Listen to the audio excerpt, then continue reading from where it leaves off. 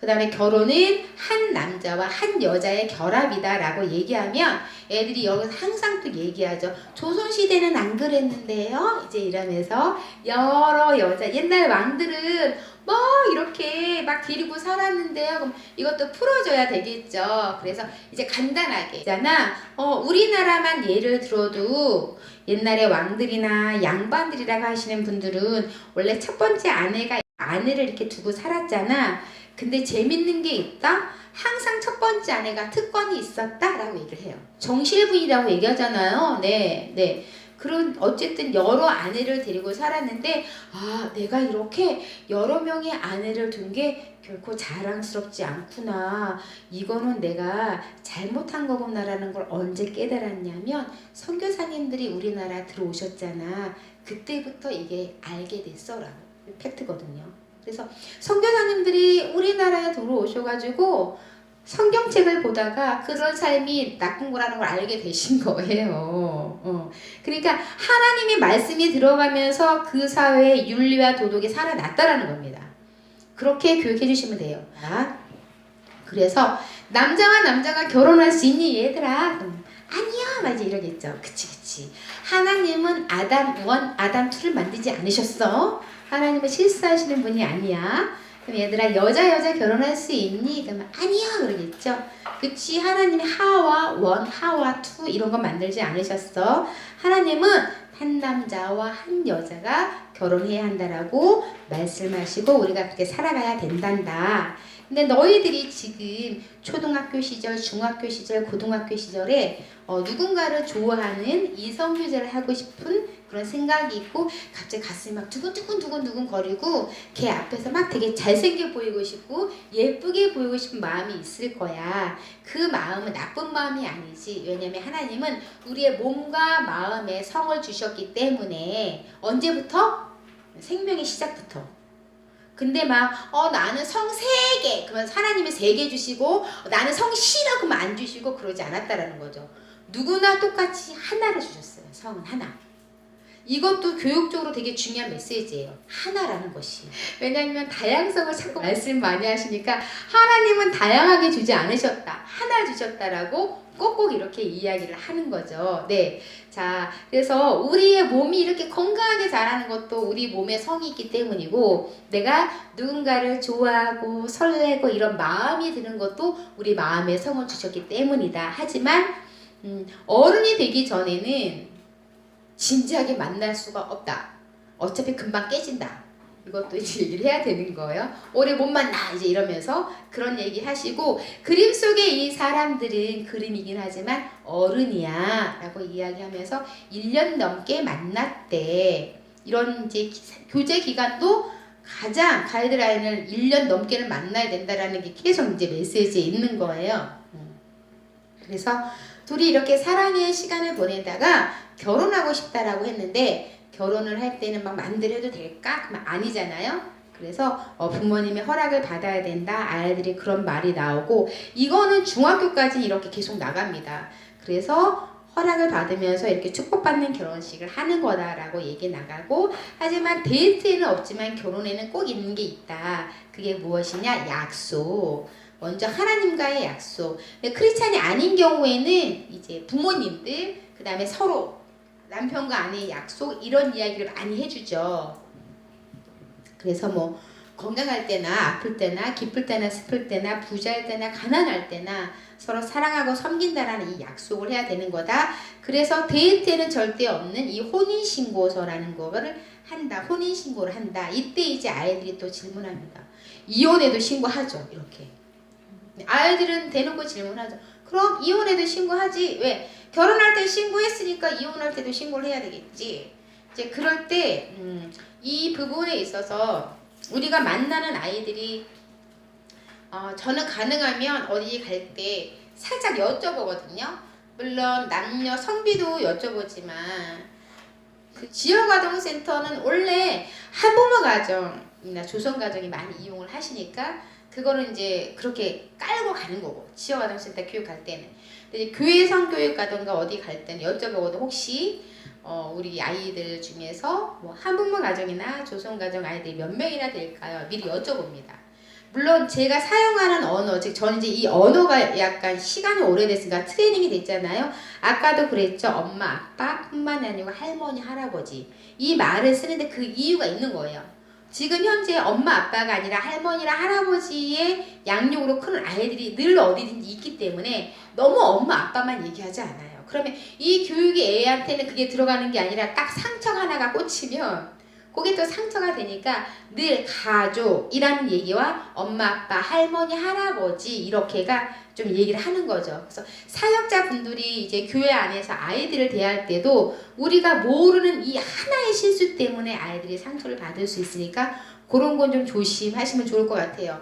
그래서 아이들이 이제 이혼에 대해서 얘기하면 저는 이렇게 대답을 하죠. 아, 그건 이런 걸 거야. 처음에는 이 약속을 지킬 수 있을 것 같았고 지키려고 노력을 했는데 어떤 분들은 결혼해서 살다가 약속을 잃어버리는 분도 있어. 그리고 어떤 분은 정말 약속을 지키고 싶었지만 도저히 못 지키겠다고 하시는 분들도 있어. 그런 분들이 이혼이라는 걸 하게 돼 라고 설명을 합니다. 네, 이렇게. 그럼 아이들이 여기서 더 이상은 질문을 한 적은 아직은 없어요. 네. 아이들이 또 그 자기 부모님의 이런 부분 때문에 상처를 받고 그럴까봐 그냥 이렇게 이야기를 하거든요. 약속을 처음부터 깨려고 하는 사람은 없다라는 거, 지키려고 최선을 다했다라는 거, 그렇게 이야기를 해주고 있는 거죠. 자, 그래서 우리가 결혼한 사람을 부부라고 이야기를 해. 이런데 요즘에 청소년들이 교제할 때 여봉 막 이런 말 많이 하잖아요. 카톡 보면은. 그래서 그렇게 하지 마라고 얘기해요. 그래서 결혼하지 않고 사귀는 사람들을 연인이나 커플이라고 얘기하니까 결혼한 사람만 부부라고 얘기하는 거야. 그래서 부부만 이렇게 잘 수 있어. 그러면 또 어떤 애들 왜 옷 벗고 자요? 막 이러거든요. 그러면 정말 담담하게 저는 그래요. 그거는 부부 마음이야. 그래요. 추우면 옷 입고 잘 수도 있고 더우면 옷 벗고 잘 수도 있지. 중요한 건 부부만 이렇게 같이 잘 수 있는 거야 라고 이야기를 합니다. 그럼 여기에서 더 이상한 질문을 하거나 그런 한 명도 없었어요. 그래서 이렇게 부부가 함께 사랑하면서 잠을 잘 때 아기가 생길 수 있어 라고 얘기하는 거죠. 네. 성에 대해서 아이들에게 이제 여기서부터 팍팍 이렇게 심어줘야 되는 건데 이 여자분이 이제 결혼해가지고 임신을 했어 이렇게 얘기하는 겁니다. 그림이긴 하지만 이 뱃속에 아기가 살아있을까 죽어있을까 물어봐요. 살아있다라고 얘기하죠. 관찰력이 뛰어난 아이들은요. 왜 머리가 아래로 내려와 있어요? 이런 것도 물어보죠. 그럼 태어나기 위해서는 머리가 아래로 내려와 있어야 돼. 34주부터 아이가 머리를 아래로 자리를 잡지 않습니까? 그리고 어떤 애들 일부러 알면서 한 번씩 툭툭 건드려요. 죽었어요! 막 이런 식으로. 근데 동의하지 마시고 그건 사고야 라고 얘기하는 거죠.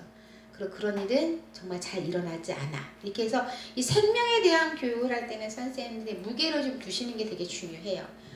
이게 그러니까 무섭게 하라는 게 아니라 아이들이 함부로 생명에 대해서 장난스러운 분위기로 교육을 하지 않게끔 하는 것도 좀 중요합니다. 진지하게. 아셨죠? 아이들이 묻는 말에 답변은 하나 그거를 이렇게 장난식으로 막 너무 하진 않으셔야 된다라는 거예요. 자, 그러면 이렇게 아기가 여간이 엄마 뱃속에 9달이나 10달 살다가 태어날 건데 여자아이 너무 귀엽게 태어났지 우리 남자아이도 너무 귀엽게 태어났지 라고 이야기를 하면서 저렇게 아기 때부터 사실 우리가 엄마 아빠 할머니 할아버지 가족의 도움이 있어야지 내가 살 수 있었다라는 걸 얘기하는 게 더 중요하죠.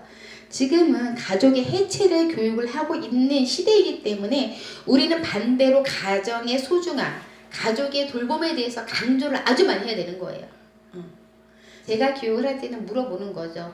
저렇게 태어나서 너는 배가 고파도 응애응애 울고 똥 싸도 울고 오줌 싸도 울고 아파도 울고 심심해도 울고 하다못해 잠자기 전에도 울었어. 그냥 잠을 안 잤잖아.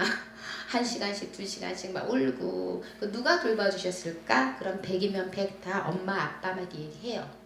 이게 사실은 계속 애들 머릿속에 이게 돌고 돌아야 되거든요. 그러면 어린이집이나 유치원 다닐 때 이때는 누가 우리를 돌봐주셨을까? 똑같이 대답 나오겠죠. 자, 초등학교, 중학교, 고등학교, 청년, 선생님처럼 중년, 나중엔 할머니.